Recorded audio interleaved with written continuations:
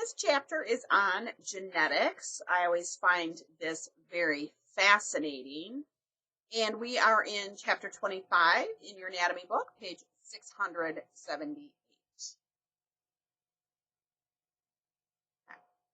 So, how do genetics work?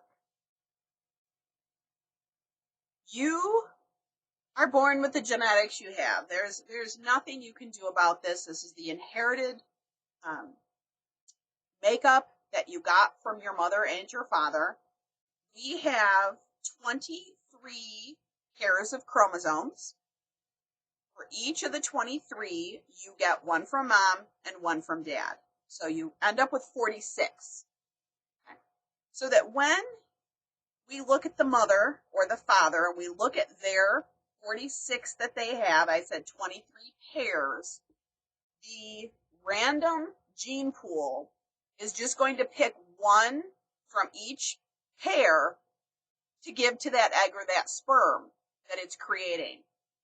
So every egg and sperm have a 50-50 chance of getting this one or this one.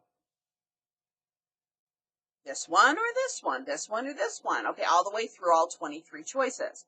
However, the variety, when you look at which of the 23 total were picked, it's not 50-50 that these babies will be exactly the same, because each time they go to pick a pair, it's an independent choice. It's like an independent flip of the coin. Are we going to get this one or this one? And so if one of these contains athletic ability, if one of these contains your hair color, or curly hair versus straight hair, skin tone, whatever these genes contain, that's what was picked for that baby that's being created. And you have the one from the dad and the one from the mom that become the pair for the baby. And then we see what happens when we put them together. What do we get as a result? Because it's not as easy as that you got straight hair from your dad. There you go. That's what you got. What'd you get from your mom in that category? And how did the two of them combine to make the baby? So when we look at the baby itself, we're looking at the entirety of what baby inherited. There we go. I'm just going to jump down here. Of those 23 pair of chromosomes that all of us have, 22 of them are of one category, and one of them is your sex chromosome. So that one shows up, are you a girl or a boy? Okay. We have what's called the short end and the long end. Notice how that chromosome isn't crimped at the halfway mark. You have a short end and a long end. Different genetic makeups are carried in different parts. I just explained to you the principle of independent assortment, meaning that every time we go to pull a gene, it is an independent choice from the other 23. So just because we picked this version in one does not mean we have to pick the same version in the next one. Every one of them is an independent coin flip.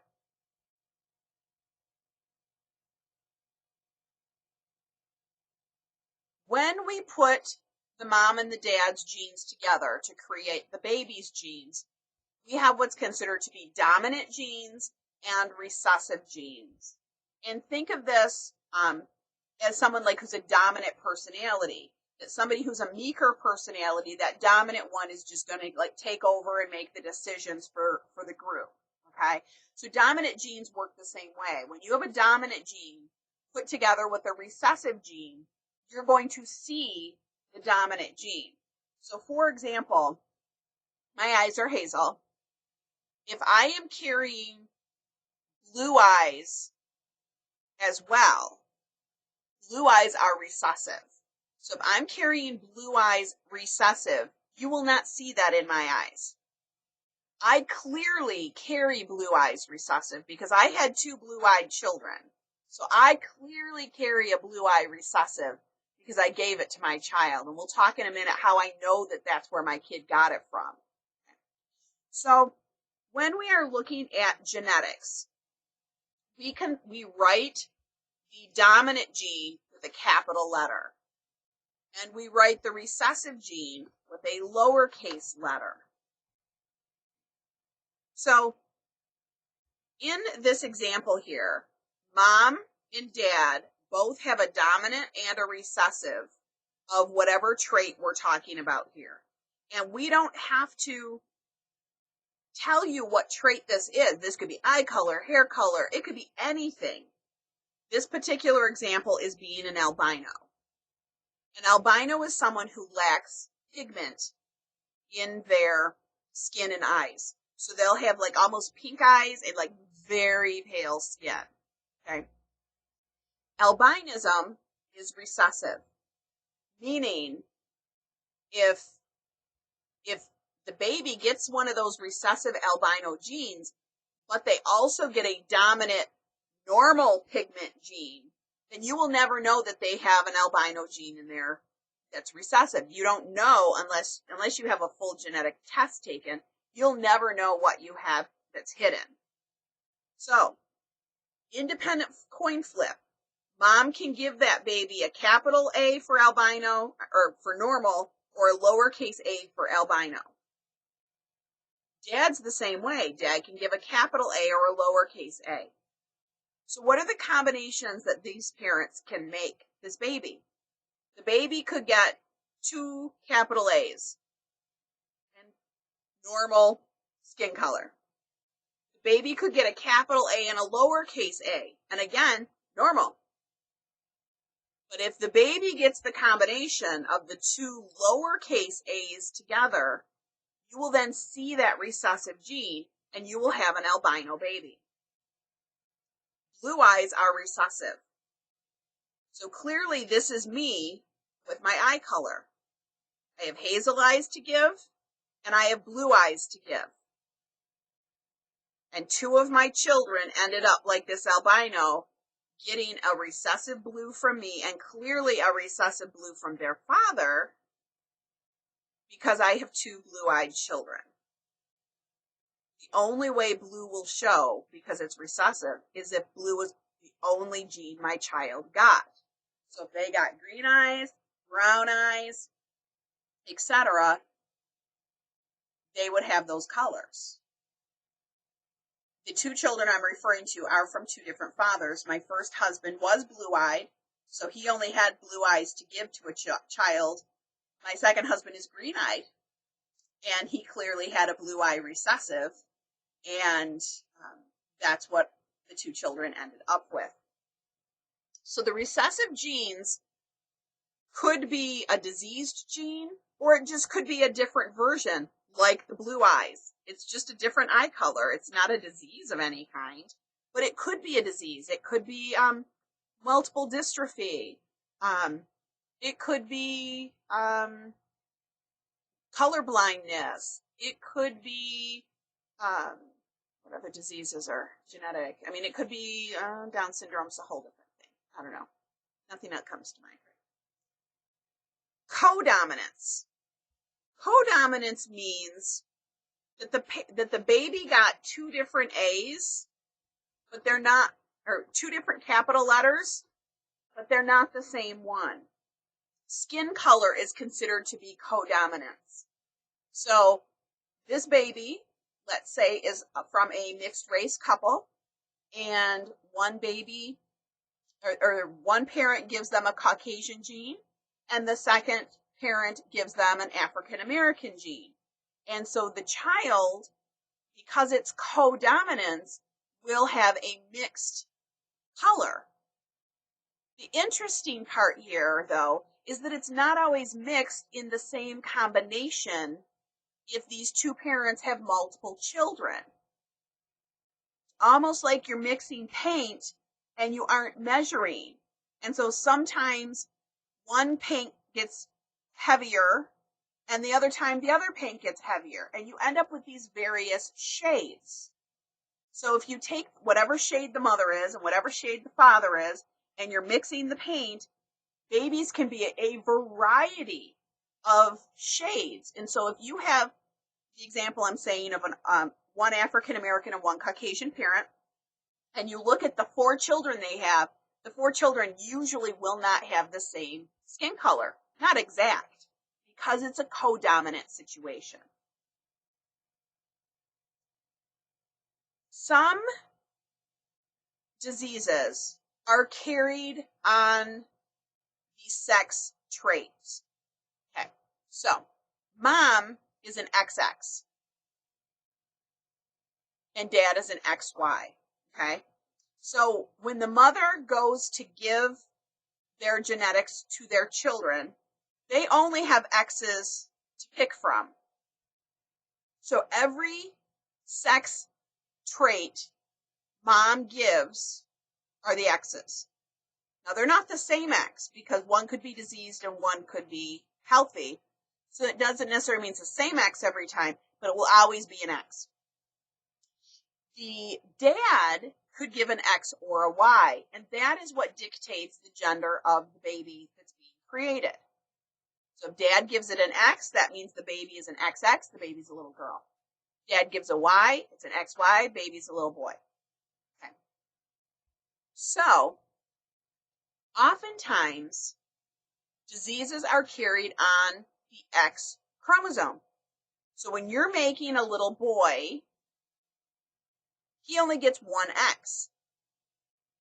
And if that X is diseased, the baby has it, no matter what that disease is. If the baby's a little girl, she gets 2 X's, one from mom, one from dad. That little girl has 2 chances of a healthy X. Therefore, if a disease is carried on an X chromosome, it's usually a disease that a boy gets. Because the girl has 2 chances of getting a good one. Boy only gets 1. If it's diseased, that's it. So let's say one of the diseases that's carried on the X chromosome is muscular dystrophy.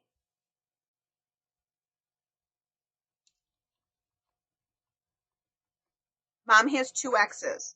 Mom doesn't have muscular dystrophy, but maybe she has a hidden X gene that carries it, which means that 50-50 odds every time that a baby is created from this woman, 50-50 odds the baby will have muscular dystrophy. If that baby's a boy, he's got it. No chance for a good one. But if the baby's a girl, hopefully they get a healthy one from dad, and you're good to go. Now, if dad has muscular dystrophy, clearly he does not have a healthy one.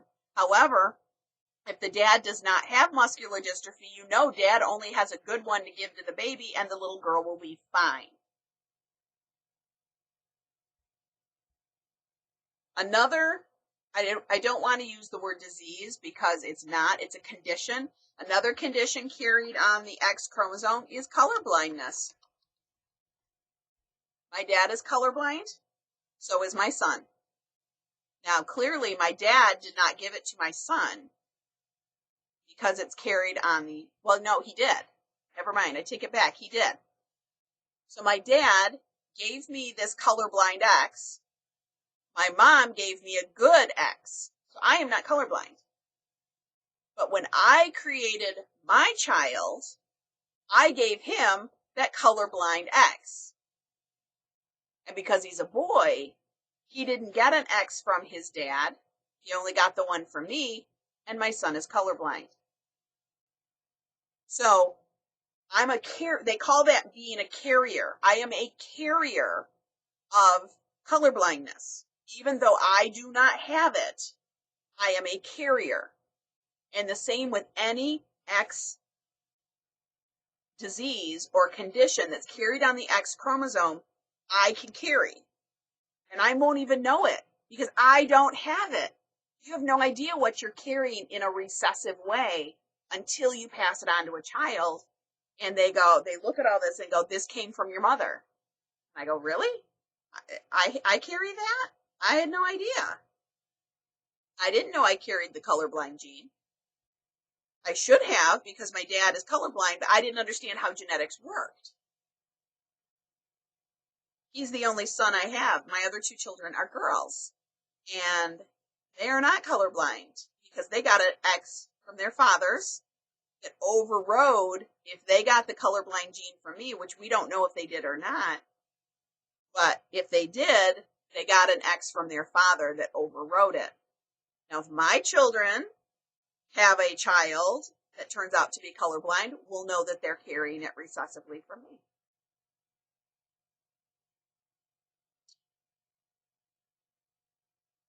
Okay. All right. We're going to stop here and we'll start video number 2 on genetic mutations.